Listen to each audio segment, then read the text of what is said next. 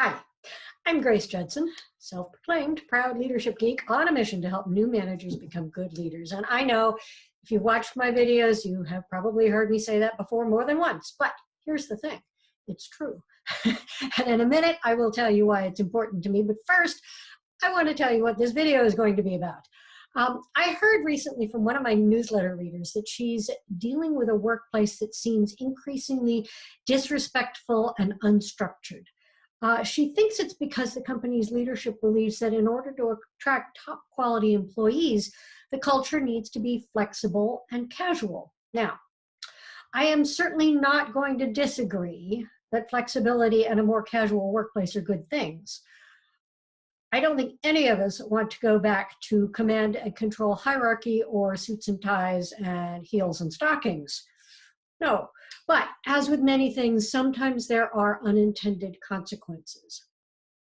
That's what we're going to get into. But before I get into that, yay, you're here, you're listening to my video. And I'm very glad because I really am on a mission to help new managers become good leaders. And after a lot of years in the corporate world myself, I know all too well from both sides of the situation what it's like when a new manager is struggling to understand what their job is all about. It really is, as someone said to me the other day, a completely upside down experience from what I then, you, if you're a new manager, have been doing really for your entire career.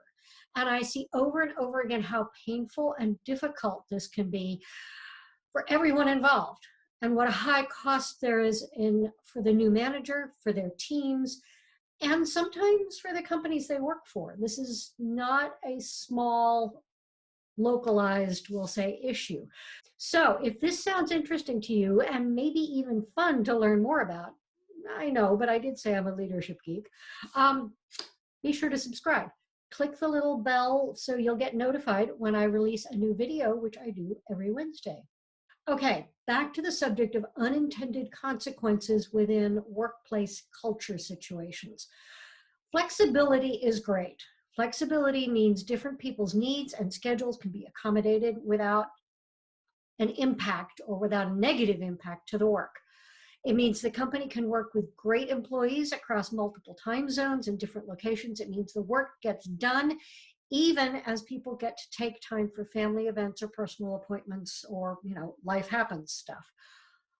Until it doesn't, until flexibility slides into a lack of structure. So here's the thing, and I want you to really hear what I'm about to say because this is important and it's not going to necessarily be intuitive. The more flexible things are, the more you need a framework of structure. Let me give you a little bit of an analogy on that. Anyone who's hypermobile knows this from the way their own body behaves. Hypermobility is when your joints are extremely flexible, and hypermobility without a solid muscular structure can lead to serious injury. It is no different in the workplace. A hypermobile workplace is too flexible and doesn't provide the structure that employees need in order to deliver work on time, communicate effectively about project status or anything else, make the appropriate handoffs of work between team members or departments, and so on. And similarly, it's great to be able to be casual. Who wants to go back to the formality of sir and ma'am and addressing people by Mr. or Mrs. or Miss or dressing in uncomfortable clothes just because it was professional? But sometimes casual can slide into disrespectful and inconsiderate. When casual suddenly means people aren't getting to meetings on time, or they're lounging at the conference table as if they're in their living room, or they're leaving a mess in the break room, or they don't see a need to respect their coworkers' time, then again, you start to lose track of what's happening. You start to lose track of timelines for tasks and projects. You struggle to get things done.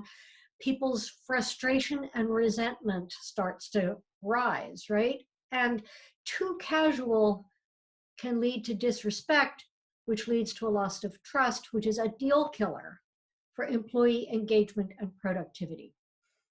So, does this sound like some of the things that are happening in your workplace? Is it something you've been trying to manage? Now, I've been sort of emphasizing the worst possible examples of this, but maybe it's just a milder situation for you in your workplace. Drop a comment below and let me know. Just yes is fine if you don't want to say more, and I'd love to hear specifics if you're up for it. I'm also going to leave a link to an article I wrote recently about valuing people's time and who values your time. That link is going to be down below in the video description. Okay, so what do we do about this, right? First, recognize that structure is not the enemy of flexibility. Structure, as I pointed out in the example of the person with hypermobile joints, is actually the friend and supporter of flexibility. When there is a known structure for communication, for instance, or for handing off tasks between people or between teams, and so on, then flexibility is enabled, not hindered. When everyone knows what's happening and how, they can be more flexible because there's clear understanding of what's expected. Similarly, recognize that respect is not the enemy of casual. We can and should have firm expectations of punctuality, respecting people's time, not interrupting someone's day without checking to see if they're available, respecting different lifestyle choices, making sure that handoffs happen appropriately and that deadlines are met, and so on and so on. Ultimately, it is all about expectations. And as the manager and leader, you're the one who gets to set expectations, working with your team, of course, so that everybody's on board with it. But that includes defining procedures and structures for anything that needs to flow smoothly and for the communication that's required for everyone to get their job done well.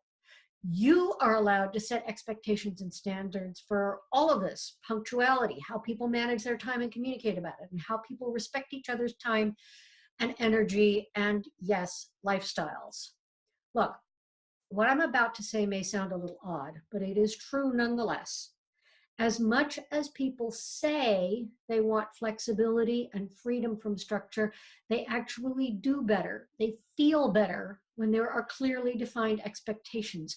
They can relax when they know what's expected of them and can feel confident that there aren't likely to be random surprises because of a lack of process or structure or defined expectations. So if you're in a situation where there's too much flexibility and wiggle room and not enough respect and structure, give it a try. Set expectations for just one thing. Say, hey, let's try this and see how it goes. And then let me know how it goes, okay? In fact, if you liked this video, please click that little thumbs up like icon, share it with your colleagues, and get together to create the kind of structure that supports flexibility. And be sure to subscribe, like I said, to see more of my videos on management and leadership and how to be a good leader.